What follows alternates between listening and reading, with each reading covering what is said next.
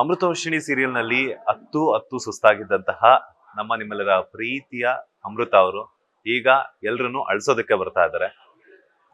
ನೀರಲು ಜೊತೆಯಲ್ಲಿ ಅನ್ನುವಂತಹ ಅದ್ಭುತ ಸೀರಿಯಲ್ ನಲ್ಲಿ ನೋಡೋದಿಕ್ ಮಾತ್ರ ಹೀರೋಯಿನ್, ಬಟ್ ಇದರಲ್ಲಿ ಮಾತ್ರ ಪಕ್ಕಾ ಖಡಕ್ ಲುಕ್ ವಿಲನ್ ಆಗಿ ಎಂಟ್ರಿ ಕೊಡ್ತಾ ಇದ್ದಾರೆ. ಸೊ ರಜನಿ ಮೇಡಮ್ ಈ ಪಾತ್ರದ ಬಗ್ಗೆ ಆಗಿರ್ಬೋದು, ಸೊ 12 ವರ್ಷಗಳ ನಂತರ ಕಂಬ್ಯಾಕ್ ಮಾಡಿರುವಂತದ್ದು ಸ್ಟಾರ್ ಸುವರ್ಣ ವಾಹಿನಿಗೆ ಅವರ ಲೈಫ್ ಜರ್ನಿ, ಒಂದಷ್ಟು ವಿಚಾರಗಳನ್ನ ನಾನು ತಿಳಿಸ್ಕೊಡ್ತಾ ಹೋಗ್ತೀನಿ. ಮೇಡಮ್ ನಮಸ್ತೆ, ಹೇಗಿದ್ದೀರಾ? ನಮಸ್ತೆ, ಆರಾಮ್. ನೀವ್ ಹೇಗಿದ್ದೀರಾ? ನಾನು ಸೂಪರ್ ಆಗಿದ್ದೀನಿ ಮೇಡಮ್. ಅಂಡ್ ಕಂಗ್ರಾಚುಲೇಷನ್ಸ್, ಮತ್ತೊಮ್ಮೆ ಕಂಬ್ಯಾಕ್ ಮಾಡ್ತಿರುವಂತದ್ದು ಸ್ಟಾರ್ ಸುವರ್ಣ ವಾಹಿನಿಗೆ. ಅದು ಕೂಡ ಇನ್ನೊಂದು 2 ವರ್ಷಗಳಾಗಿದ್ರೆ ವನವಾಸ ಆಗ್ತಿತ್ತು, ಬಟ್ 12 ವರ್ಷಗಳು 2 ವರ್ಷ ಮಿಸ್ ಆಯ್ತು. ಡೆಫಿನೆಟ್ಲಿ ಅದು ವನವಾಸನೇ, ಹೌದು. Thank you so much. First of all, star Suvarna ಅಲ್ಲಿ ಕೆಲಸ ಮಾಡೋದೇ ಒಂದು ಖುಷಿ ವಿಚಾರ. ಬಿಕಾಸ್ ನಾವು ತವ್ರ ಮನೆ ಮರಿಬಾರ್ದಲ್ವಾ. ಬಿಕಾಸ್ ನಾವು ಹುಟ್ಟಿ ಬೆಳೆದಂತ ಒಂದು ಊರನ್ನ ನಾವು ಹೆಂಗ್ ಮರೆಯಲ್ವೋ, ಹಂಗೆ ಸ್ಟಾರ್ ಸುವರ್ಣ ಕೂಡ ಅದೇ ತರ. ನಾನು ಬಂದಿದ್ದೆ ಇಲ್ಲಿಂದ ಸ್ಟಾರ್ಟ್ ಮಾಡಿದ ಜರ್ನಿ. ಸೊ ಈಗ ಅದೇ ತರ ಒಂದು ಸ್ಟ್ರಾಂಗೆಸ್ಟ್ ಪಾತ್ರ ನನ್ನ ಮೇಲೆ ನಂಬಿಕೆ ಇಟ್ಟು ಈ ಪಾತ್ರ ಇವ್ರು ಮಾಡಬಹುದು ಅಂತ ನನ್ನನ್ನು ಕರೆದು ಈ ಒಂದು ಪಾತ್ರ ಕೊಟ್ಟಿದ್ದಾರೆ. ಡೆಫಿನೆಟ್ಲಿ ನಾನು ಅದ್ರ ಮೇಲೆ ತುಂಬಾನೇ ವರ್ಕ್ ಮಾಡ್ತಾ ಇದ್ದೀನಿ. ಎಲ್ಲೂ ಅದಕ್ಕೆ ಮೋಸ ಆಗದಿರೋ ತರ ಜನಗಳಿಗೆ ಎಂಟರ್ಟೈನ್ ಮಾಡೋದಕ್ಕೆ ನಾನು ಕಷ್ಟಪಡ್ತಾ ಇದ್ದೀನಿ. ಹೀರೋಯಿನ್ ಆಗಿ ಸಾಕಷ್ಟು ಕನ್ನಡ ಕಿರುತೆರೆ ವೀಕ್ಷಕರನ್ನ ಅಳಿಸಿದ್ರಿ. ಈಗ ಅವ್ರೆಲ್ಲರನ್ನು ಕೂಡ ಒಂದು ನಿಮ್ಮ ಆಕ್ಟಿಂಗ್ ಆಗಿರ್ಬೋದು, ಎಕ್ಸ್ಪ್ರೆಷನ್ಸ್ ಮೂಲಕ ಏನಪ್ಪ ಇವರು ಹಿಂಗ್ ಅಳ್ತಿದ್ದಂತ ಅಮೃತಾನ ಇವಾಗ ಅನ್ನುವಂತ ನಿಬ್ಬೆರಗಾಗುವಂತ ಮಾಡೋದಕ್ಕೆ ಬರ್ತಿದ್ರ. ಕ್ಯಾರೆಕ್ಟರೈಸೇಷನ್ ಬಗ್ಗೆ ಹೇಳೋದಾದ್ರೆ ಈ ವಿಲನ್ ರೋಲ್ ಹೇಗ್ ಸಿಕ್ತು ಅಂಡ್ ಹೇಗ್ ಒಪ್ಕೊಂಡ್ರಿ ಅಂತ? ಬಿಕಾಸ್ ಯಾಕಂದ್ರೆ ವಿಲನ್ ಅಂದ ತಕ್ಷಣ ಒಂದ್ಸಲ ಯೋಚನೆ ಮಾಡ್ತಾರೆ. ಹಾಗಾಗಿ ನಾನು ಆಲ್ರೆಡಿ ಹಿಟ್ಲರ್ ಕಲ್ಯಾಣದಲ್ಲಿ ಒಂದು ವಿಲನಿಶ್ ಪಾತ್ರ ಮಾಡಿದ್ದೆ. ಸೊ ಅದೇನಾಗಿತ್ತಂತಂದ್ರೆ ಆ ಪಾತ್ರಕ್ಕೂ ಈ ಪಾತ್ರಕ್ಕೂ ತುಂಬಾ ಡಿಫ್ರೆನ್ಸ್ ಇದೆ. ಬಟ್ ವಿಲನಿಶ್ ಮಾಡ್ತೀನಿ ಅಂತ ಗೊತ್ತು, ಬಟ್ ಇದು ಒಂಚೂರು ಸ್ಟ್ರಾಂಗೆಸ್ಟ್ ಪಾತ್ರ. ಎಲ್ಲರನ್ನು ಇಡೀ ಮನೇನ ಹಿಡಿತದಲ್ಲಿ ಇಟ್ಕೊಳ್ಳುವಂತ ಪಾತ್ರ. ಜೊತೆಗೆ ಹೀರೋಗೂ ನನಗೂ ಸಿಕ್ಕಾಬಟ್ಟೆ ಟಕ್ ಆಫ್ ಆಗುತ್ತೆ. ಸೊ ಅವನ್ನ ಹೆದರ್ಸ್ಬೇಕು. ಸೊ ಯೂಶಲಿ ಗೊತ್ತಲ್ಲ, ಈಗ ಲೀಡ್ಗಳನ್ನ ಹೆದರ್ಸೋದೇ ಅದೇ ಒಂದು ದೊಡ್ಡ ವಿಚಾರ. ಅದನ್ನೇ ಮಾತಾಡ್ತಾರೆ, ಅವ್ರು ನೀವ್ ಹಂಗೆ ಎದುರಿಸ್ತೀರಾ, ಹಂಗೆ ಹಿಂಗೆ ಅಂತ ಮಾತಾಡೋದಕ್ಕೆ ಶುರು ಮಾಡ್ತಾರೆ. ಸೊ ಆ ಥರ ಇರುವಂತ ಪಾತ್ರ. ಬಟ್ ನನ್ಗಂತೂ ತುಂಬಾನೇ ಖುಷಿ ಆಯ್ತು ಈ ಪಾತ್ರ ಬಂದಾಗ. ನನ್ ಮೇಲೆ ನಂಬಿಕೆ ಇಟ್ಟು ಈ ಒಂದು ಪಾತ್ರ ಕೊಟ್ಟಿದ್ದಾರೆ ಅಂತ ಅಂದಾಗ, ನಾನ್ ಈ ಪಾತ್ರದ ಬಗ್ಗೆ ಕೇಳಿದಾಗ, ಊರ್ಮಿಳಾ ಪಾತ್ರದ ಬಗ್ಗೆ ಕೇಳಿದಾಗ ನನ್ ಕೇಳಿದ ತಕ್ಷಣ ಮಾಡ್ಬೇಕು ಅಂತ ಅನ್ನಿಸ್ತು. ಸೊ ಹಾಗಾಗಿ ಮತ್ತೆ ಒಂದು ಸ್ಟಾರ್ ಸುವರ್ಣಗೆ ವಿಭಿನ್ನವಾದಂತ ಪಾತ್ರದಲ್ಲಿ ಕಂಬ್ಯಾಕು ಅಂತಾನು ಅನ್ಸ್ತು. ಹಾಗಾಗಿ ಒಪ್ಕೊಂಡೆ. ಅಂದ್ರೆ ಯೂಶುವಲಿ ಸೀರಿಯಲ್ಸ್ ಅಲ್ಲಿ ಹೆಣ್ಮಕ್ಳೇ ವಿಲನ್ ಆಗಿರ್ತಾರೆ, ಬಟ್ ಇದರಲ್ಲಿ ನಿಮ್ಗೆ ಹೀರೋನೇ ವಿಲನ್ ಆಗಿರ್ತಾರೆ. ಸೊ ಅವ್ರಿಗೆ ನೀವು ಫಿಮೇಲ್ ಕ್ಯಾಂಡಿಡೇಟ್ ವಿಲನ್ ಆಗಿರ್ತಾರೆ. ಹೆಂಗ್ ಬ್ಯಾಲೆನ್ಸ್ ಮಾಡ್ತಾರ? ನೀವು ಹೇಳ್ತೀರಿ ಆ ಟಕ್ ಆಫರ್ ಜುಗಲ್ಬಂದಿ ಹೆಂಗಿರುತ್ತೆ ಅಂತ. ಅದೇ ನೀವೇ ಹೇಳಿದ್ರಲ್ಲ, ಹೆಣ್ಣಿಗೆ ಹೆಣ್ಣೆ ಶತ್ರು ಅಂದಂಗೆ ಇದೊಂದ್ ಸ್ವಲ್ಪ ವಿಭಿನ್ನವಾಗಿದೆ. ಸೊ ಈ ಧಾರಾವಾಹಿಲಿ ಎಲ್ರು ಎಕ್ಸ್ಪೆಕ್ಟ್ ಮಾಡೋ ತರ ಇಲ್ಲ.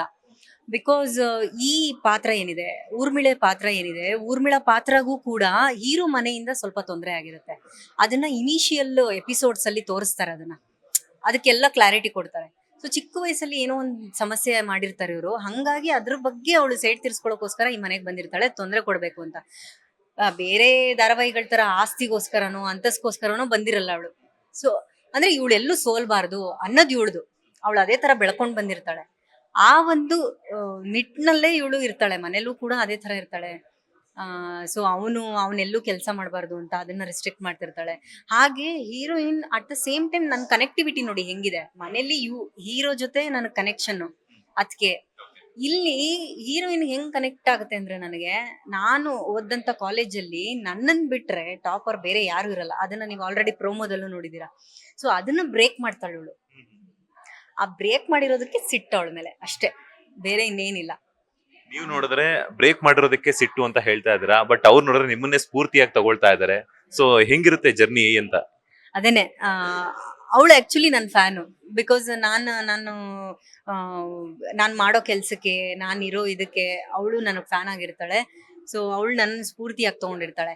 ಸೊ ಅವಳಿಗೆ ಏನಾದ್ರೂ ಮಾಡಿ ನನ್ನ ಹತ್ರ ಒಂದು ಸಿಗ್ನೇಚರ್ ತಗೋಬೇಕು, ಅವಳು ಟಾಪರ್ ಆಗಿರೋದಕ್ಕೆ ಅಂತ ಅವಳು ಹಠ. ಸೊ ನಾನ್ ಯಾಕೆ ಮಾಡ್ಬೇಕು, ನಂದು ಇದನ್ನ ಬ್ರೇಕ್ ಮಾಡಿದಳು ಇವಳು ಅಂತ ನನ್ಗೆ ಹಠ. ಸೊ ಅದ್ರಿಂದಾನೇ ಅವಳ ಮೇಲೆ ಸ್ವಲ್ಪ ಸಿಟ್ಟು ಬರೋದಕ್ಕೆ ಶುರು ಆಗುತ್ತೆ.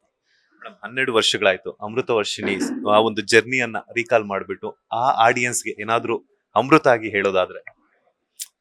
ಅಮೃತ ವರ್ಷಿಣಿ ಜರ್ನಿ ಬಗ್ಗೆ ಏನ್ ಹೇಳೋದು, ಇವತ್ತಿಗೂ ನೆನ್ಸ್ಕೊಂಡ್ರೆ ಪಾ, ಆ ಒಂದು 7 ವರ್ಷ 1700 ಎಪಿಸೋಡ್ಸು, ಜನ ತೋರ್ಸಿದ ಪ್ರೀತಿ ಇದೆಯಲ್ಲ, ಇವತ್ತಿನವರೆಗೂ ಎಲ್ಲೇ ಹೋದ್ರು ಅಮೃತ ಅಂತಾನೆ ರೆಕಗ್ನೈಸ್ ಮಾಡ್ತಾರೆ.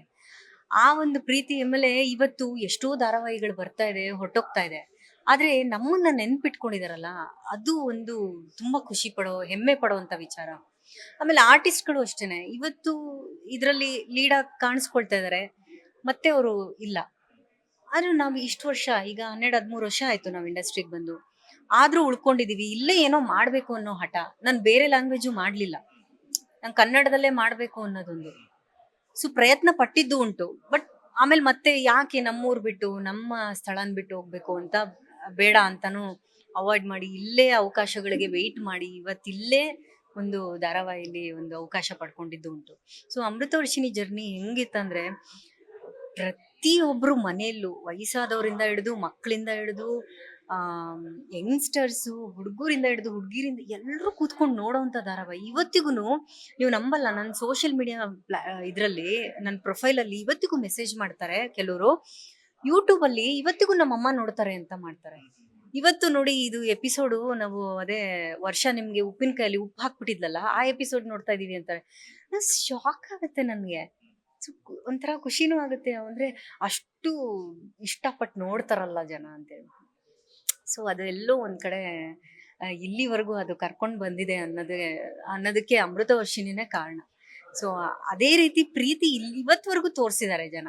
ಇವತ್ವರೆಗೂ ಕೆಲವರು ಅಮೃತ ಪಾತ್ರದಿಂದ ಹೊರಗಡೆ ಬಂದಿಲ್ಲ, ಇನ್ ಕೆಲವರು ಅದರಿಂದ ಹೊರಗಡೆ ಬಂದು ನನ್ನನ್ನ ರಜನಿಯಾಗಿ ಎಕ್ಸೆಪ್ಟ್ ಮಾಡ್ತಾರೆ. ಈವನ್ ನನ್ ಮಜಾ ಟಾಕೀಸಲ್ಲಿ ಮಾಡಿದಾಗ್ಲೂ ಕೂಡ ತುಂಬಾ ಜನ ಖುಷಿ ಪಟ್ಟಿದ್ರು. ಅಂದ್ರೆ ಅದರಿಂದ ಇದೇನೋ ಸಮಥಿಂಗ್ ಡಿಫ್ರೆಂಟ್ ಆಗಿದೆ, ಶೇಡು ಖುಷಿ ಕೊಡುತ್ತೆ, ನಗಿಸ್ತಾ ಇದೀರ ನೀವು ಅಂತ. ಅಟ್ ದ ಸೇಮ್ ಟೈಮ್ ಅಂತರ ಆಗೋಗೂ ಇಷ್ಟಪಟ್ರು. ಈಗ ಊರ್ಮಿಳಾ ಪಾತ್ರ ಮಾಡ್ತಾ ಇದೀನಿ, ಡೆಫಿನೆಟ್ಲಿ ಈಗ್ಲೂ ಅಷ್ಟೇ ಪ್ರೀತಿ ತೋರಿಸ್ತಾರೆ ಅನ್ನೋ ನಂಬಿಕೆ ನನಗಿದೆ. ಮೇಡಮ್, ಹೀರೋಯಿನ್ಗೂ ಸೂಟ್ ಆಗ್ತೀರಾ, ವಿಲನ್ಗೂ ಸೂಟ್ ಆಗ್ತೀರಾ, ಕಮಿಡಿಯನ್ಗೂ ಸೂಟ್ ಆಗ್ತೀರಾ, ಎಲ್ಲಾ ಪಾತ್ರಗಳು ಅದ್ ಹೆಂಗ್ ಸಾಧ್ಯ ಅಂತ? ಒಬ್ಬ ನಟಿಯಾಗಿ ನಾವೆಲ್ಲಾ ಮಾಡ್ಬೇಕು ಅಂತಂದ್ರೆ ಬ್ಯಾಕ್ ಎಂಡ್ ಅಲ್ಲಿ ನಾವು ಕೆಲಸ ಮಾಡಿರ್ಲೇಬೇಕು. ಬಟ್ ನಿಮ್ಮ ಪ್ರಿಪರೇಷನ್ಸ್ ಪಾತ್ರಕ್ಕೆ ತಕ್ಕಂಗೆ ಹೆಂಗೆಲ್ಲ ಇರುತ್ತೆ ಅಂತ? ನೀವು ಏನೋ ಮಾಡ್ಬೇಕು ಅನ್ನೋ ಹಠ ಇರ್ಬೇಕು ಜೀವನದಲ್ಲಿ. ಸೊ ಆ ಹಠ ನಿಮ್ಮನ್ನ ಎಲ್ಲಿಗ್ ಬೇಕಾದ್ರೂ ಕರ್ಕೊಂಡು ಹೋಗುತ್ತೆ. ಸೊ ಆ ಹಠ ಇಟ್ಕೊಂಡು ಬಂದೋಳು ನಾನು. ಸೊ ಸ್ಟಾರ್ಟಿಂಗ್ ಡೇಸ್ ಅಲ್ಲಿ ನನ್ ಕ್ಯಾಮ್ರಾ ಫೇಸ್ ಮಾಡೋ ಗೊತ್ತಿರಲಿಲ್ಲ, ನಾನು ಯಾವ ಆಕ್ಟಿಂಗ್ ಕ್ಲಾಸ್ಗೂ ಹೋದೋಳಲ್ಲ. ನಾನು ಕಲ್ತಿದ್ದೆ ಅಮೃತ ವರ್ಷಿಣಿ, ಅಮೃತ ವರ್ಷಿಣಿ ನನ್ಗೆ ಆಕ್ಟಿಂಗ್ ಕ್ಲಾಸ್. ಸೊ ಥ್ರೋಟ್ ಆ ಜರ್ನಿ ಏನಿತ್ತಲ್ಲ, ನನಗೆ ಎಲ್ಲಾನು ಕಲಿಸ್ಬಿಟ್ಟಿದೆ. ಸೊ ಹಂಗಂತ ಹೇಳ್ಬಿಟ್ಟು ನಾನೇನೋ ಅದ್ಭುತವಾಗಿ ಪಾತ್ರ ಮಾಡ್ತೀನಿ ಅಂತಲ್ಲ, ಬಟ್ ಆ ಪಾತ್ರಕ್ಕೆ ಏನ್ ಬೇಕೋ ಆ ಪ್ರಿಪ್ರೇಷನ್ ಮಾಡ್ಕೋತೀನಿ ನಾನು. ಸೊ ಇದನ್ನ ಹಿಂಗ್ ಮಾಡಿದ್ರೆ ಹೆಂಗಿರುತ್ತೆ, ಒಂದ್ ಸೀನ್ ಪೇಪರ್ ಕೊಟ್ಟ ಅದನ್ನ ಈ ತರ ಮಾಡ್ಕೊಂಡ್ರೆ ಹೆಂಗಿರುತ್ತೆ, ಹಿಂಗ್ ಮಾಡ್ಕೊಂಡ್ರೆ ಹೆಂಗಿರುತ್ತೆ ಅಂತ ಅಲ್ಲೇ ಪ್ರಿಪೇರ್ ಮಾಡ್ಕೋತೀನಿ. ಆಮೇಲೆ ಹೆಂಗ್ ಕಾಣಿಸ್ಬೇಕು, ಫಸ್ಟ್ ಆಫ್ ಆಲ್ ಲುಕ್ ಹೋಗೋದು ಫಸ್ಟ್ ಕಣ್ಣಿಂದ, ಆಡಿಯನ್ಸ್ ಕಣ್ಣು ಹೋಗೋದು ಫಸ್ಟ್ ನಮ್ಮ ಔಟ್ಫಿಟ್ ಅಟೈರ್ ಇಂದ. ಅಲ್ಲಿ ಹೆಂಗೆ ಗ್ರಾಪ್ ಮಾಡ್ಬೇಕು ಜನಗಳಿಗೆ, ಅದನ್ನ ನೋಡಿದಾಗ ಚೇಂಜ್ ಮಾಡಲ್ಲ, ಚಾನಲ್ ಚೇಂಜ್ ಮಾಡಲ್ಲ. ಇಷ್ಟು ಚೆನ್ನಾಗಿ ಕಾಣಿಸ್ತಿದಾರಲ್ವಾ ಅಂತ ಒಂದ್ ಸ್ವಲ್ಪ ನೋಡ್ತಾ ಕೂತ್ಕೊಳ್ತಾರೆ. ಅದಾದ್ಮೇಲೆ ನಮ್ಮ ಡೈಲಾಗ್ಸ್ ಆಗ್ಲಿ, ನಮ್ಮ ಒಂದು ಸ್ಟೋರಿಗಾಗ್ಲಿ ಕನೆಕ್ಟ್ ಆಗ್ತಾರೆ. ಸೊ ಅದನ್ನೆಲ್ಲ ಬಿಲೀವ್ ಮಾಡ್ತೀನಿ ನಾನು, ಅದ್ರ ಮೇಲೆ ತುಂಬಾ ವರ್ಕ್ ಮಾಡ್ತೀನಿ. ಸೊ ಹಂಗಾಗಿ ನನಗೆ ಅದೆಲ್ಲ ಮಾಡೋದು ಇಷ್ಟ. ಆ ಒಂದು ಇಷ್ಟನೇ ನಾನು ಇಲ್ಲಿವರೆಗೂ ಕರ್ಕೊಂಡು ಬಂದಿದೆ, ಮತ್ತೆ ಪ್ರತಿಯೊಂದು ಪಾತ್ರಕ್ಕೂ ಹೊಂದ್ಕೊಳ್ಳೋಕೆ ಹೆಲ್ಪ್ ಮಾಡಿದೆ ಅಂತ ನಾನು ಅನ್ಕೊಂಡಿದ್ದೀನಿ. ಸೀರಿಯಲ್ಸ್ ಜೊತೆಗೆ ಸಿನಿಮಾಗಳ ಜೊತೆಗೆ ಸೋಷಿಯಲ್ ಮೀಡಿಯಾದಲ್ಲೂ ಕೂಡ ಸದಾ ಆಕ್ಟಿವ್ ಆಗಿರುವಂತಹ ನಟಿ ಅಂತಂದ್ರೆ ತಪ್ಪಾಗಲ್ಲ. ಸೋಷಿಯಲ್ ಮೀಡಿಯಾದಲ್ಲಿ ಒಂದಷ್ಟು ಕಮೆಂಟ್ಸ್ ಬರ್ತಾ ಇರುತ್ತೆ, ಪಾಸಿಟಿವ್ ಬರುತ್ತೆ, ನೆಗೆಟಿವ್ ಬರುತ್ತೆ. ರೀಲ್ಸ್ ಮೂಲಕನೂ ಎಂಟರ್ಟೈನ್ ಮಾಡ್ತೀರಾ, ಈಗ ಜಿಮ್ ಶೂಟ್ ಅಲ್ಲೂ ಕೂಡ ಎಂಟರ್ಟೈನ್ ಮಾಡ್ತಿರ್ತಾ. ಕಮೆಂಟ್ಸ್ ಬಗ್ಗೆ ಹೇಳೋದಾದ್ರೆ? ಕಮೆಂಟ್ಸ್ ಬಗ್ಗೆ ನಾನು ತುಂಬಾ ಏನು ಅದ್ರ ಬಗ್ಗೆ ತಲೆ ಕೆಡಿಸ್ಕೊಳ್ದೇ ಇರೋಳು ಅಂದ್ರೆ ನಾನು ಒಬ್ಬಳೆ ಅನ್ಸುತ್ತೆ. ನನ್ಗೆ ನಿಜವಾಗ್ಲೂ ನನ್ಗೆ ಅಷ್ಟು ತಲೆ ಕೆಡಿಸ್ಕೊಳ್ಳೋ ಅವಶ್ಯಕತೆ ಇಲ್ಲ ಅನ್ಸುತ್ತೆ. ಯಾಕಂದ್ರೆ ನಿಮ್ಗೆ ಅದು ರುಟೀನ್ ಲೈಫಲ್ಲಿ ಅದು ಒಂಥರ ಕೆಲವ್ರಿಗೆ ಅದು ಊಟ ಮಾಡ್ದಂಗೆ ಅನ್ಸ್ಬಿಟ್ಟಿದೆ. ಕಮೆಂಟ್ ಮಾಡೋದೇ ಒಂದು ಅಭ್ಯಾಸ ಮಾಡ್ಕೊಂಡ್ಬಿಟ್ಟಿದ್ದಾರೆ. ಸೊ ಅದನ್ನ ನಾವ್ ಯಾಕೆ ಅದನ್ನ ತಲೆ ಕೆಡಿಸ್ಕೋಬೇಕು? ಅದನ್ನ ನೋಡಿದಷ್ಟು, ಅದನ್ನ ನಾವು ಸ್ಕ್ರೋಲ್ ಮಾಡಿದಷ್ಟು ನಮ್ಗೆ ಅದ್ರ ಮೇಲೆ ಎಫೆಕ್ಟ್ ಆಗ್ತಾ ಇರುತ್ತೆ ಹೊರತು ಅವ್ರಿಗೇನು ಆಗಲ್ಲ. ಅದರಿಂದ ನಾವು ತೊಂದರೆ ಮಾಡ್ಕೋತಿದ್ದೀವಿ ಹೊರತು ಅವ್ರಿಗೆ ತೊಂದರೆ ಆಗ್ತಿಲ್ಲ. ಅದಕ್ಕೆ ನಾವು ತೊಂದರೆ ಮಾಡ್ಕೋಬಾರ್ದು. ಸೊ ನಾವು ಅದನ್ನ ಪಾಸಿಟಿವ್ ಆಗಿ ಫೇಸ್ ಮಾಡ್ಬೇಕು, ನಾನು ಅಷ್ಟೇ ಹೇಳೋದು. ಅದು ಡೈಲಿ ರುಟೀನ್ ಅಲ್ಲಿ ನಮಗ್ ಬೇಕೇ ಬೇಕು, ಸೋಷಿಯಲ್ ಮೀಡಿಯಾ ಬೇಕೇ ಬೇಕು. ಸೊ ನಾವು ಅದ್ರಲ್ಲಿ ವರ್ಕ್ ಮಾಡ್ತಾ ಇದೀವಿ, 4 ಜನಕ್ಕೆ ಏನೋ ಅದರಿಂದ ರೀಚ್ ಮಾಡಿಸ್ತಾ ಇದೀವಿ ಅಂತ ಅಂದಾಗ ಅದ್ರ ಬಗ್ಗೆ ತಲೆ ಕೆಡಿಸ್ಕೊಳ್ಬಾರ್ದು ಅಷ್ಟೇ, ನಾನು ಹೇಳೋದಷ್ಟೇ. ನಾನು ಅದಕ್ಕೆ ನನ್ಗೆ ಏನಾದ್ರೂ ಆ ಥರ ಕಮೆಂಟ್ಸ್ ಬಂತ ಬ್ಲಾಕ್ ಮಾಡ್ತೀನಿ ಅಷ್ಟೇ. ನಾನು ಅದನ್ನ ನಾನು ಸ್ಟ್ರೆಚ್ಚು ಮಾಡಕ್ ಹೋಗಲ್ಲ, ಅವ್ರಿಗೆ ರಿಪ್ಲೈನೂ ಮಾಡಕ್ ಹೋಗಲ್ಲ, ಏನೂ ಇಲ್ಲ. ಮೇಡಮ್ ಈಗ ಸಾಮಾನ್ಯವಾಗಿ ನೀವಂತೂ ನೋಡಲ್ಲ, ನೋಡಿದ್ರು ಕೂಡ ಬಿಡು ಅಂತ ಹೇಳ್ಬಿಟ್ಟು ನೆಗ್ಲೆಕ್ಟ್ ಮಾಡ್ತಾರೆ. ಬಟ್ ಮನೆಯವರಾಗಿರ್ಬೋದು, ಫ್ರೆಂಡ್ ಸರ್ಕಲ್ ಆಗಿರ್ಬೋದು, ಯಾರೊಬ್ರು ಆ ಕಮೆಂಟ್ ನ ಸ್ಕ್ರೀನ್ ಶಾಟ್ ಮಾಡುವಂತದ್ದಾಗಿರ್ಬೋದು, ಕಾಪಿ ಮಾಡಿ ಕಳಿಸುವಂಥದ್ದು ಈ ತರ ಬರ್ತಿದೆ, ಚೆಕ್ ಮಾಡುವಂತಂದಾಗ ಸೊ ಅವ್ರು ಕೇಳಿದಾಗ ಆ ಒಂದು ಕಮೆಂಟ್ ಅನ್ನ ನೋಡ್ತೀರಾ. ಸೊ ಅಂತ ಬ್ಯಾಡ್ ಕಮೆಂಟ್ ಮಾಡುವಂತವ್ರಿಗೆ ಆಸ್ ಎ ರಜನಿ ಆಗಿ ಏನ್ ಹೇಳ್ತೀರಾ? ಸಿ ಈಗ ಇತ್ತೀಚಿನ ದಿನಗಳಲ್ಲಿ ಸ್ವಲ್ಪ ಗಾಸಿಪಲ್ಲಿ ಇರೋದು ಗಾಸಿಪ್. ನಾನು ಮತ್ತೆ ನನ್ನ ಫ್ರೆಂಡ್ ಅರುಣ್ ವಿಡಿಯೋಸ್ ಮಾಡ್ತಾ ಇರ್ತೀವಿ, ರೀಲ್ಸ್ ಮಾಡ್ತಾ ಇರ್ತೀವಿ. ಅದ್ರ ಬಗ್ಗೆ ಸೋಷಿಯಲ್ ಮೀಡಿಯಾದಲ್ಲಿ ರಜನಿ ಅವ್ರ ಗಂಡ ಅಂತೆಲ್ಲ ಹೇಳ್ಬಿಟ್ಟು ಪೋಸ್ಟ್ ಮಾಡಿದ್ರು. ಅದು ಸ್ವಲ್ಪ ನಾನು ಅದನ್ನೇ ನನ್ನ ಫ್ಯಾಮಿಲಿಗೂ ಸ್ವಲ್ಪ ಅದು ಇದಾಗುತ್ತೆ, ನೋವಾಗುತ್ತೆ, ಅವ್ರ ಫ್ಯಾಮಿಲಿಗೂ ನೋವಾಗುತ್ತೆ. ಸಿ ಆದ್ರೆ ಖಂಡಿತವಾಗ್ಲೂ ಓಪನ್ ಆಗಿ ಹೇಳ್ಕೊತೀವಿ, ಅದು ಮುಚ್ಚುಮರೆ ಏನಿದೆ ಅದರಲ್ಲಿ ಅಲ್ವಾ? ಸಿ ಮದ್ವೆ ಅನ್ನೋದು ಊರಿಗೆಲ್ಲ ಕರೆದು ಊಟ ಹಾಕಿ ಸಂಭ್ರಮಿಸುವಂತ ವಿಚಾರ, ಅದನ್ನ ಎಲ್ಲೋ ಕದ್ದು ಮುಚ್ಚಿ ಮಾಡ್ಕೊಳ್ಳುವಂಥದ್ದಲ್ಲ. ಸೊ ಹಂಗಿದ್ದಾಗ ಅದನ್ನ ಯಾಕೆ ಅದನ್ನ ನೆಗೆಟಿವ್ ಆಗಿ ಟರ್ನ್ ಮಾಡ್ತಿದ್ದಾರೆ ಅನ್ನೋದು ನನಗೆ ಗೊತ್ತಿಲ್ಲ. ಇನ್ನೂ ಆಗಿಲ್ಲ, ಮದ್ವೆ ಆಗಿಲ್ಲ, ನಾವು ಫ್ರೆಂಡ್ಸು, ನಾವು ವಿಡಿಯೋ ಫ್ರೆಂಡ್ಸು. ಸೊ ನಾನು ಅದನ್ನ ಹೇಳ್ತೀನಿ, ಮುಂದೆ ಆಗ್ಬಾರ್ದು ಅಂತಾನು ಏನಿಲ್ಲ, ನಾನು ಅದನ್ನೂ ಹೇಳ್ತೀನಿ. ಸಿ ಲೈಫಲ್ಲಿ ಯಾವಾಗ ಏನ್ ಟರ್ನ್ಸ್ ತಗೊಳುತ್ತೆ, ಇವತ್ತಿರೋರು ಆಕ್ಚುಲಿ ನಾಳೆ ಇರಲ್ಲ, ಆ ತರ ಒಂದು ಸಿಚುವೇಶನ್ ಅಲ್ಲಿ ಇದೀವಿ. ಸೊ ಈ ನಾಳೆ ಏನು ಅಂತ ನಾವ್ ಹೆಂಗ್ ಪ್ರೆಡಿಕ್ಟ್ ಮಾಡಕ್ಕಾಗುತ್ತೆ ಅಲ್ವಾ? ಸೊ ಹಂಗಾಗಿ ಅದು ಒಂದ್ ಸ್ವಲ್ಪ ನೋವು ಕೊಟ್ಟಿದ್ದುಂಟು. ನನ್ನ ಫ್ಯಾಮಿಲಿಲೇ ನನ್ನ ಫ್ಯಾನ್ ಒಬ್ರಿದ್ದಾರೆ, ಅವ್ರು 12 years ಇಂದ ನನ್ನ ದೊಡ್ಡ ಫ್ಯಾನ್ ಅವರು. ನಾನು ಅವ್ರನ್ನ ಅಮ್ಮ ಅಂತಾನೆ ಕರಿತೀನಿ. ಅವ್ರು ನನಗೆ ಸ್ಕ್ರೀನ್ ಶಾಟ್ ಮಾಡಿ ಕಳ್ಸಿದ್ರು, ನೋಡು ಇದು ಹಿಂಗೆ ಹಾಕಿದ್ದಾರೆ, ನನ್ಗೆಲ್ಲ ಕೇಳ್ತಿದ್ದಾರೆ ಫ್ಯಾಮಿಲಿಲಿ ಅಂತ ಹೇಳ್ಬಿಟ್ಟು. ಅಮ್ಮ ಬಿಡಿ, ತಲೆ ಕೆಡ್ಸ್ಕೊಬಿಡಿ, ಅದು ಏನು ಮಾಡೋಕ್ಕಾಗಲ್ಲ, ಹಂಗೆ ಹಾಕ್ಬಿಟ್ಟಿದ್ದಾರೆ, ಇವಾಗ ನಾವು ಅದನ್ನ ಚೇಂಜ್ ಮಾಡಿ ಅಂತ ಯಾರ ಹತ್ರ ಹೋಗಿ ಕೇಳೋದು ಅಲ್ವಾ? ಸೊ ಅದಕ್ಕೆ ಬಿಟ್ಬಿಡಿ, ಅದನ್ನ ತಲೆ ಕೆಡ್ಸ್ಕೊಳಕ್ ಹೋಗ್ಬೇಡಿ. ಆ ಥರ ಏನಿಲ್ಲ ಅಲ್ವಾ? ನಾವ್ ಯಾಕೆ ತಲೆ ಕೆಡ್ಸ್ಕೋಬೇಕು? ಇದ್ದಾಗ ನಮ್ಗದು ಟೆನ್ಸ್ ಆಗುತ್ತೆ, ಇಲ್ದೇ ಇದ್ದಾಗ ತಲೆ ಕೆಡ್ಸ್ಕೊಳಕ್ ಹೋಗ್ಬಾರ್ದು ಅಷ್ಟೇ. ಸಾಮಾನ್ಯವಾಗಿ ನೀವು ವಿಡಿಯೋ ಫ್ರೆಂಡ್ಸ್ ಆಗಿರೋದ್ರಿಂದ ನೀವು ವಿಡಿಯೋಸ್ ಎಲ್ಲ ಮಾಡ್ತಾ ಇರ್ತೀರಾ. ಸೊ ಅಂತ ಟೈಮಲ್ಲಿ ಕಮೆಂಟ್ಸ್ ಎಲ್ಲ ಬರ್ತಾ ಇರುತ್ತೆ. ಆ ತರ ಬಂದಾಗ ಯೂಶಲಿ ನಾವು ಈ ಒಂದು ವಿಡಿಯೋ ಮಾಡಕ್ ಹೋದ್ರೆ ಈ ತರ ಬ್ಯಾಡ್ ಕಮೆಂಟ್ಸ್ ಬಂದಿದೆ, ನೀವು ಅವರಿಬ್ರು ಡಿಸ್ಕಸ್ ಮಾಡ್ತಿರ್ತೀರಾ, ಅದ್ರ ಜೊತೆಗೆ ಎಲ್ಲ ಇದ್ ಮಾಡ್ತಾ ಇರ್ತೀರಾ. ಅಂತ ಟೈಮಲ್ಲಿ ಡಿಸ್ಕಸ್ ಮಾಡ್ತೀರಾ, ಯಾಕಂತಂದ್ರೆ ಗಂಡ ಅಂತ ಬಂದಾಗ ನೀವು ಫ್ರೆಂಡ್ಸ್ ಅಂದ್ರೆ ಬರೀ ಹುಡುಗರೇ ಇರಬಾರ್ದು, ಹುಡುಗರೇ ಇರಬೇಕು ಅಂತ ಏನಿಲ್ಲ. ಒಬ್ಬ ಹುಡುಗಿ ಒಳ್ಳೆ ಬೆಸ್ಟ್ ಫ್ರೆಂಡ್ಸ್. ಯಾಕಂತಂದ್ರೆ ಒಬ್ಬ ಹುಡುಗನ್ ಕಷ್ಟ ಹುಡುಗಿ ಗೊತ್ತಾಗುತ್ತೆ, ಹುಡುಗಿ ಕಷ್ಟ ಹುಡುಗನ್ಗೂ ಗೊತ್ತಾಗುತ್ತೆ. ಅರ್ಥ ಮಾಡ್ಕೊಳ್ಳುವಂತ ಸಮಾಜದಲ್ಲಿ ನಾವ್ ಇದೀವಿ. ಅಂತ ಟೈಮಲ್ಲೂ ಕೂಡ ಯೋಚನೆ ಮಾಡದೆ ಜಸ್ಟ್ ಕಮೆಂಟ್ ಪಾಸ್ ಮಾಡ್ಬಿಡ್ತಾರೆ. ಸೊ ಅಂತ ಟೈಮಲ್ಲಿ ನೀವು ಡಿಸ್ಕಸ್ ಮಾಡ್ತಾರೆ, ಈ ತರ ಬ್ಯಾಡ್ ಕಮೆಂಟ್ಸ್ ಬಂದಿದೆ, ನೆಕ್ಸ್ಟ್ ವಿಡಿಯೋ ಮಾಡ್ಬೇಕಾ ಬೇಡವಾ ಅನ್ನುವಂಥದ್ದು ಏನಾದ್ರು? ಇಲ್ಲ, ಆ ಥರ ಯೋಚನೆ ಮಾಡೇ ಇಲ್ಲ ನಾವು. ಬಿಕಾಸ್ ಅಂದ್ರೆ ಏನಾದ್ರೂ ಆ ಥರ ಮಿಸ್ಟೇಕ್ಸ್ ಇದ್ರೆ ಕರೆಕ್ಷನ್ಸ್ ಮಾಡ್ಕೊಳ್ತೀವಿ. ಅಂದ್ರೆ ಏನೋ ಈಗ ವಿಡಿಯೋ ಮಾಡ್ಬೇಕಾದ್ರೆ ಎದ್ದಿರ್ತೀವಿ, ಬಿದ್ದಿರ್ತೀವಿ, ಅಲ್ಲಿ ಏನೋ ಒಂದು ಸ್ಮಾಲ್ ಮಿಸ್ಟೇಕ್ಸ್ ಆಗಿರುತ್ತೆ, ಅದನ್ನ ಇಟ್ಕೊಂಡು ಸಾಕಷ್ಟು ಜನ ಕಮೆಂಟ್ ಅಲ್ಲಿ ಮಾತಾಡಕ್ ಶುರು ಮಾಡ್ತಾರೆ. ಈಗ ಮೊನ್ನೆ ಯಾವುದೋ ಒಂದು ರೀಸೆಂಟ್ ವಿಡಿಯೋ ಅಲ್ಲಿ ಅಂದ್ರೆ ಅವ್ನ್ ಕೆಳಗ್ ನಿಂತಿರ್ತಾನೆ, ನಾನು ಮೇಲ್ ನಿಂತಿರ್ತೀನಿ, ಹೊಸ್ಲು ಮೇಲೆ ನಿಂತಿರ್ತೀನಿ. ಸಿ ಅದು ಗೊತ್ತಾಗಲ್ಲ. ಕೆಲವು ಸಲ ಅದೇ ನಾವು ವಿಡಿಯೋ ಮಾಡೋ ಫ್ಲೋ ಅಲ್ಲಿ ಇರ್ತೀವಿ, ನಾನು ಹೊಸ್ಲು ಮೇಲೆ ನಿಂತಿದ್ದೀನಿ, ಅದಕ್ಕೆ ಒಂದಷ್ಟು ಜನ ಹೊಸ್ಲು ಮೇಲೆ ನಿಂತಿದ್ದೀರಾ ನೀವು, ಸನಾತನಿಗಳಾಗಿ ಹೊಸ್ಲು ಪೂಜೆ ಮಾಡಿದ್ರೆ. ಸಿ ನಾನು ದೈವ ಭಕ್ತೆ, ಗೊತ್ತಿದ್ದು ಯಾರಾದ್ರೂ ಆತರ ಮಾಡ್ತಾರ? ಮಾಡಲ್ಲ. ಆಗಿರುತ್ತೆ, ತಪ್ಪು ಮಾಡೋದು ಮನುಷ್ಯನ್ ಸಹಜ ಗುಣ, ಆತರ ಆಗೋಗಿರುತ್ತೆ, ಏನು ಮಾಡಕ್ಕಾಗಲ್ಲ. ಅದನ್ನ ನೀವು ಹೇಳ್ಬೇಕು, ಸಿ ಈ ತರ ಮಾಡ್ಬಾರ್ದು ಅಂತ ಹೇಳ್ಬಿಟ್ಟು. ಅದನ್ನ ನಾವು ಮತ್ತೆ ಮಾಡಿಲ್ಲ, ತಪ್ಪು ರಿಪೀಟ್ ಆಗಿಲ್ಲ. ಸೊ ಆ ತರ ಇದ್ರೆ ಓಕೆ. ಅದನ್ನ ಬಿಟ್ಬಿಟ್ಟು ಅದಕ್ಕೆ ಒಂದಷ್ಟು ಬ್ಯಾಡ್ ಕಮೆಂಟ್ ಮಾಡೋದು, ಅದೆಲ್ಲ ತಪ್ಪು ಅಷ್ಟೇ. ಫಿಟ್ನೆಸ್ ಫ್ರೀಕ್ ಆಗಿರೋದ್ರಿಂದ ಎಷ್ಟು ಅವರ್ಸ್ ವರ್ಕ್ ಮಾಡ್ತೀರಾ ಅಂಡ್ ನಿಮ್ಮ ವರ್ಕೌಟ್ ರೊಟೀನ್ ಬಗ್ಗೆ ಹೇಳೋದಾದ್ರೆ? ನಾನು ತುಂಬಾ ಫಿಟ್ನೆಸ್ ಫ್ರೀಕು. ನನಗೆ ಆ ಶೂಟ್ ಇದ್ರೂ ಕೂಡ ನಾನು ಅರ್ಲಿ ಮಾರ್ನಿಂಗ್ ಎದ್ದೇಳ್ಬೇಕು, 5 ಗಂಟೆಗೆ ಎದ್ದೇಳ್ಬೇಕು. ಎದ್ದು ಅಟ್ಲೀಸ್ಟ್ ಕಾರ್ಡಿಯೋ ವಾಕಿಂಗ್ ಆದ್ರೂ ಮಾಡಬೇಕು, ಒಂದು 5000 ಸ್ಟೆಪ್ಸ್ ವಾಕಿಂಗ್ ಆದ್ರೂ ಮಾಡಿನೇ ನಾನು ನೆಕ್ಸ್ಟ್ ನಂದು ರುಟೀನ್ ಸ್ಟಾರ್ಟ್ ಆಗೋದು. ಸೊ ಹಾಗಾಗಿ ಶೂಟಿಂಗ್ ಇಲ್ಲದೆ ಇರೋ ಟೈಮಲ್ಲಿ 2 to 3 hours ನಾನು ವರ್ಕೌಟ್ ಮಾಡ್ತೀನಿ. ಸೊ ಮಾರ್ನಿಂಗ್ 10:30 to 1:30 ನಾನು ಜಿಮ್ಮಲ್ಲೇ ಇರ್ತೀನಿ. ಸೊ ಅದು ಮಿಸ್ ಆಗೋದೇ ಇಲ್ಲ. ಮಿಸ್ ಆಗೋದೇ ಇಲ್ಲ ಅದು. ನಾನು ಶೂಟು ಇಲ್ದಿದ್ದಾಗ ನಾನು ಮನೇಲಿರಲ್ಲ, ಜಿಮ್ಮಲ್ಲಿ ಇರ್ತೀನಿ ಆ ಟೈಮಲ್ಲಿ. ವರ್ಕೌಟ್ ರೊಟೀನ್ ಬಗ್ಗೆ ಹೇಳ್ತಾ ಇದ್ರಿ. ಪ್ರೀ ವರ್ಕೌಟ್ ಏನೆಲ್ಲ ಫುಡ್ ಕ್ಯಾರಿ ಮಾಡ್ತೀರಾ, ಆಫ್ಟರ್ ವರ್ಕೌಟ್ ಏನೆಲ್ಲ ಕ್ಯಾರಿ ಮಾಡ್ತೀರಾ, ಅಂಡ್ ಸಪ್ಲಿಮೆಂಟ್ಸ್ ಏನೋ ತಗೊಂತಿರ್ತೀರಾ? ಬಿಕಾಸ್ ಯಾಕಂದ್ರೆ ಆನ್ ಸ್ಕ್ರೀನ್ ಚೆನ್ನಾಗಿ ಕಾಣಿಸ್ಕೋಬೇಕು ಅಂದಾಗ ಫಿಟ್ನೆಸ್ ಅನ್ನೋ ತುಂಬಾ ಇಂಪಾರ್ಟೆಂಟ್. ಸೊ ಆ ಒಂದು ಕಾರಣಕ್ಕೆ ಆ ಥರ ಏನು ಅಂದ್ರೆ ಸಪ್ಲಿಮೆಂಟ್ಸ್ ಅಂದ್ರೆ ನ್ಯಾಚುರಲ್ ಸಪ್ಲಿಮೆಂಟ್ಸ್ ಅಷ್ಟೇನೆ. ಬಿಕಾಸ್ ನಿಮ್ ಫುಡ್ಡಲ್ಲೇ ಇದೆ ಅದು.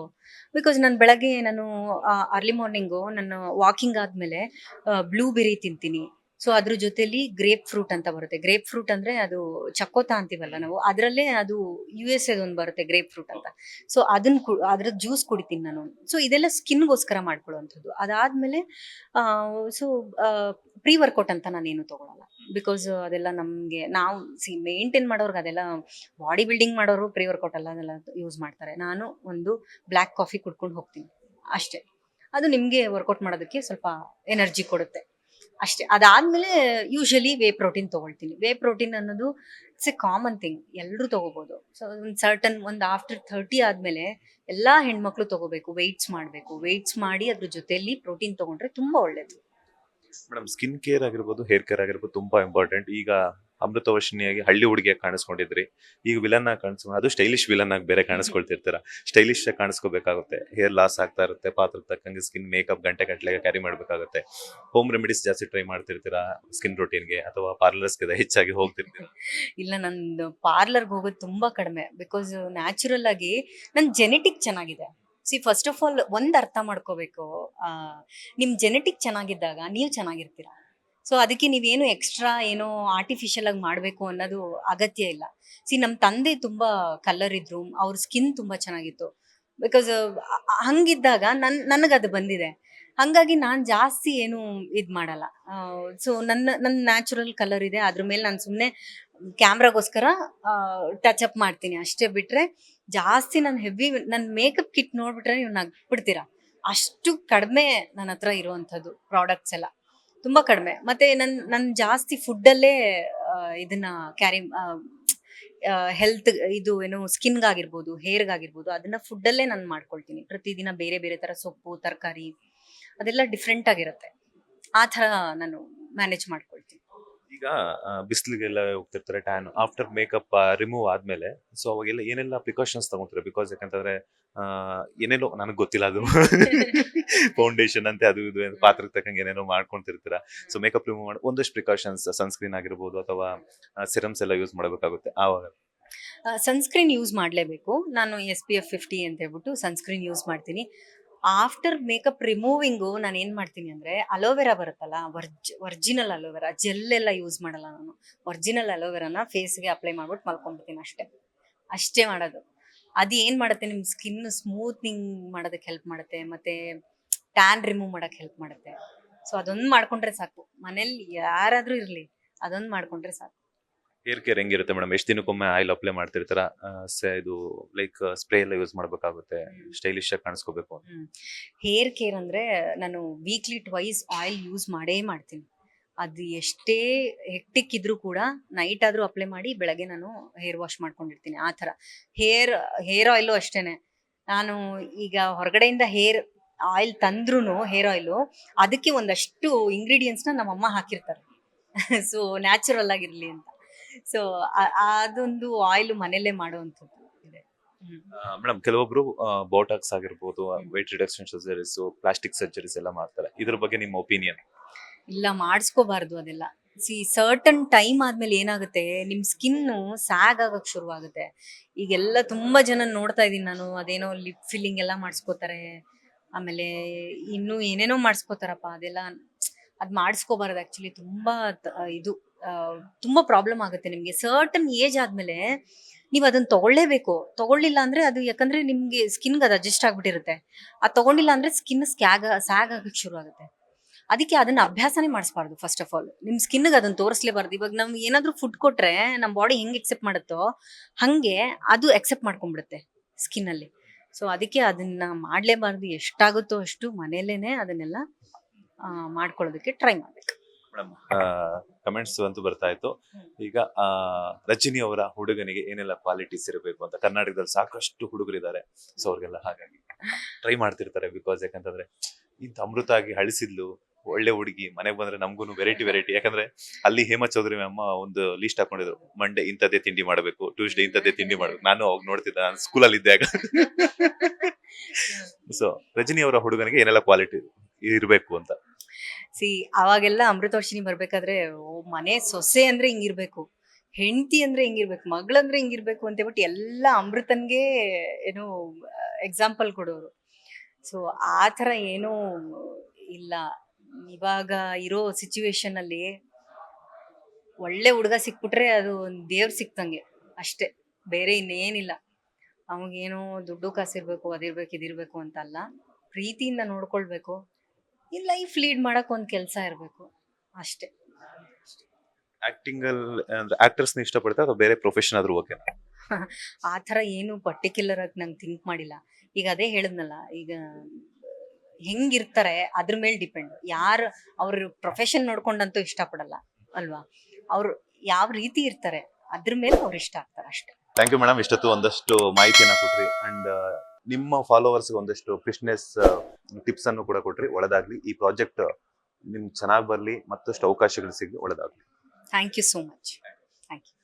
ಇದಾಗಿತ್ತು ನಟಿ ರಜನಿ ಅವರ ಮಾತು. ಕ್ಯಾಮರಾ ಪರ್ಸನ್ ರಾಘವೇಂದ್ರ ಸ್ವಾಮಿ ಜೊತೆ ಮಂಜುನಾ Srinivas, boss TV Kannada, Bengaluru. Latest ಹಾಗೂ ಇಂಟ್ರೆಸ್ಟಿಂಗ್ ಸುದ್ದಿಗಳಿಗಾಗಿ ಬಾಸ್ ಟಿವಿ ಕನ್ನಡ ಚಾನೆಲ್ನ ಸಬ್ಸ್ಕ್ರೈಬ್ ಮಾಡಿ. ಹಾಗೆಯೇ ಬೆಲ್ ಐಕಾನ್ ಪ್ರೆಸ್ ಮಾಡಿ. ಇದರ ಜೊತೆಗೆ ಫೇಸ್ಬುಕ್, ಇನ್ಸ್ಟಾಗ್ರಾಮ್, ಎಕ್ಸ್ ನಲ್ಲೂ ಮಿಸ್ ಮಾಡದೆ ಫಾಲೋ ಮಾಡಿ.